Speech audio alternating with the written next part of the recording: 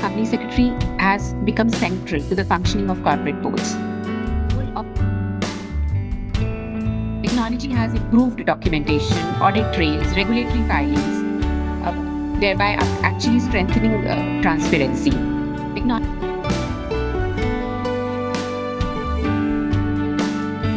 Hello everyone, I hope you are doing well. I am Deepak from Desk Digital.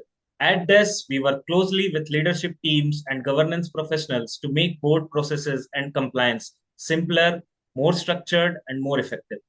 For today's discussion, it is our pleasure to welcome CS Preeti Grover as our guest. Ms. Grover is a practicing company secretary and founder of PG and Associates based out of Delhi, a peer-reviewed firm specializing in corporate law advisory, listing compliances, and secretarial audits. She is a fellow member of Institute of Company Secretaries of India and also serves as a regional council member of NIRC ICSI, along with being an independent director on the boards of listed companies such as IL and FS Engineering and Construction Limited, Precision Electronics Limited, and Roadstar Infra Investment Trust. With over 30 years of experience in corporate governance, regulatory compliances, and secretarial practices, she brings deep expertise in board advisory, company law consultancy, and governance frameworks. We are delighted to have her join us today to share her insights and perspectives. Welcome, Ms. Preeti. Thank you, Deepak. Thank you for the kind words.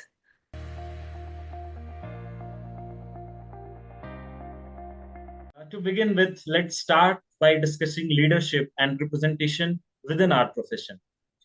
So, ma'am, given your extensive experience as a woman and independent director on boards of multiple companies, how would you access the growth and representation of women in serious senior leadership roles within this profession, and what factors can further support their advancement? And further, how can women independent directors add real value to board functioning and play a stronger role in governance, ethics, and strategic decision making in the Indian corporate sector? Thank you for the wonderful question. I think this is very apt in the circumstances today. The representation of women in leadership roles has certainly improved over the past decade, but I think a lot needs to be done, especially after the regulatory intervention, such as the mandatory appointment of at least one women director in some companies. But the journey from representation to influence, I think it is still evolving. While we have more women at the board level today, the participation in the core decision making and the important committees needs to be further strengthened. So I think we need more mentorship ecosystems, inclusive board cultures to go beyond just compliance, focus on diversity of thought, that all perspectives are brought in. We need to have continuous capacity building of the independent directors, and also, especially for women, to groom them for leadership positions. I think the recent case of sexual harassment at TCS, whatever we are hearing in the news, this is such a crucial learning for all the directors, especially the women directors. We all need to ask whether POSH complaints are being systematically tracked. We need to see periodic updates at the board, the resolution timelines, and ensure that the material cases are escalated appropriately. So women independent directors bring that immense value to the board functioning. Their perspectives often enhance that discussion in boardrooms, bringing in diversity, empathy, and I think they have a key role in ensuring that the workplaces are safer and the interests of the minority shareholders are protected. They can play a very, very important role in strengthening governance by ensuring that the decision making is stakeholder centric. Even the government, we've seen, the 33% reservation. Last week, there were articles by Mr. Narendra Modi in all the newspapers. So the heading of the article was, "Together, let us empower Nari Shakti." So I think it has to percolate at all levels and in all institutions. That is what my take on it. That's a valuable perspective, especially on how women leaders are shaping boardroom and other arena today. Building on that, let's take a step back and look at how the profession itself has evolved over the time. So, ma'am, with your rich experience of around 3 decades as a company secretary, how do you see the evolution of the profession over the years, particularly in strengthening corporate governance and, let's say, regulatory compliances? Also, what kind of opportunities and evolving responsibilities do you see emerging in this profession today, ma'am? Deepak, so this is a very, very relevant question again. It's been a long journey for me. Actually, I completed 30 years of qualifying on this 25th Feb 2026. So, over the past 3 decades, the profession has undergone a significant transformation. When we started, it was largely perceived as a compliance oriented role. And today, it has evolved into a strategic governance function. And also, the changes in the regulatory landscape are so frequent that the role of the company secretary has become central to the functioning of corporate boards.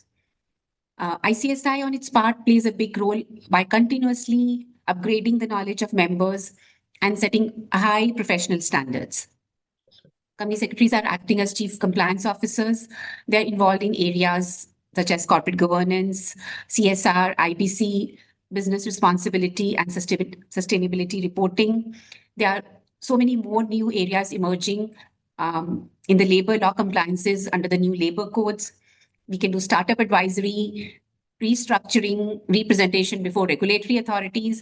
So the profession has really evolved and it's moving towards a more consultative and value driven approach where a company secretary is expected to combine legal acumen with business understanding. So he's a strategic advisor to the board. And I'm very happy to have been part of this evolution of the profession and still continuing to do my bit for the profession and encouraging the members to do put their best foot forward. Yeah. That's Thank you. really very insightful, ma'am, especially how the role has expanded beyond compliance into a more strategic functions.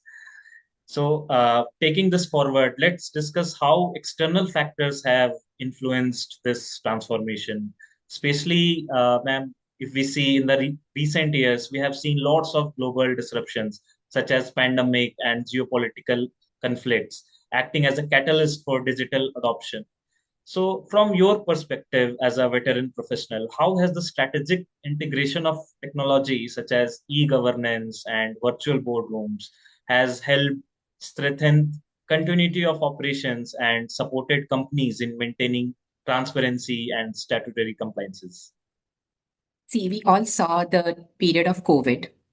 We also realized that now also the geopolitical changes and so much uncertainty is there.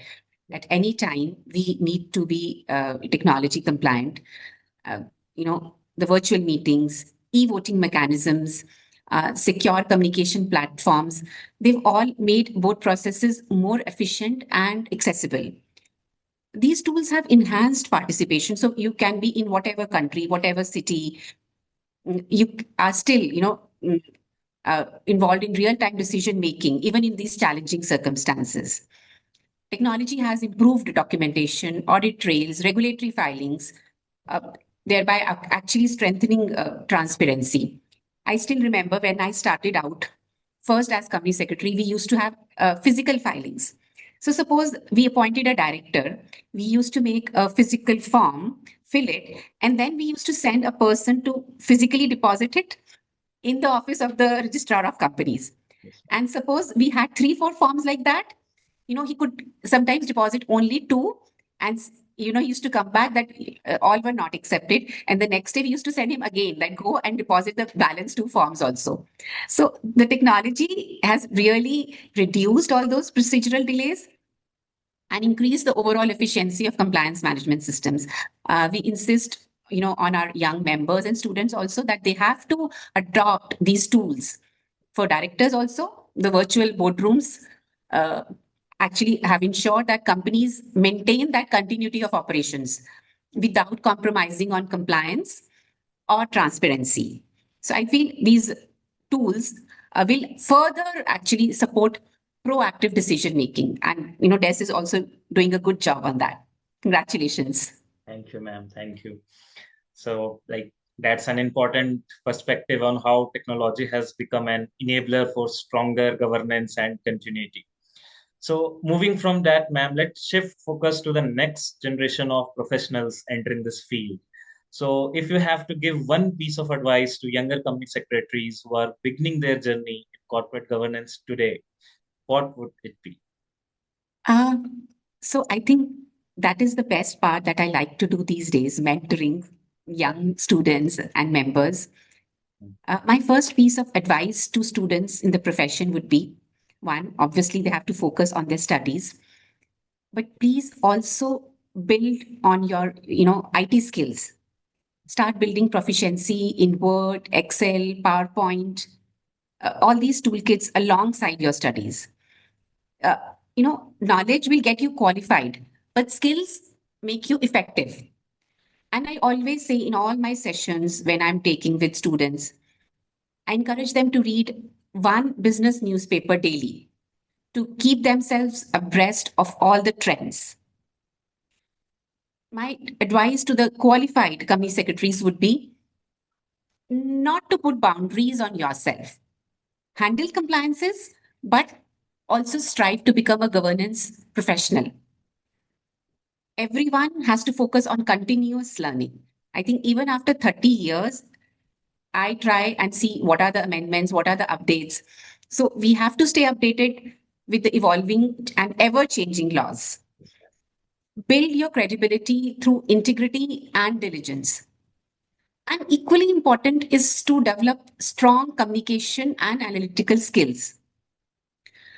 As I feel the role today requires engaging with the board, it could be foreigner directors, regulators, and multiple stakeholders. So always keep building on your communication skills. If you position yourself as a solution oriented professional who adds volume beyond the routine compliance, you will not only grow in your career, but to add and end with this sentence, but also contribute meaningfully to strengthening corporate governance in India and the dream of a Viksit Bharat in 2047. That is my advice to the company secretaries. Thank you. That's very insightful and truly valuable advice for young professionals stepping into the field today. So, ma'am, thank you for sharing your valuable insights with us today. It was truly a pleasure having this conversation.